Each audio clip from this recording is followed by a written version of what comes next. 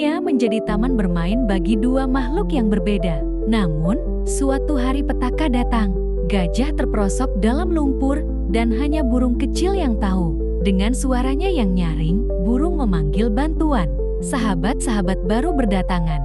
Bersama, mereka berhasil. Persahabatan sejati bukan soal ukuran, tapi soal hati yang saling menjaga.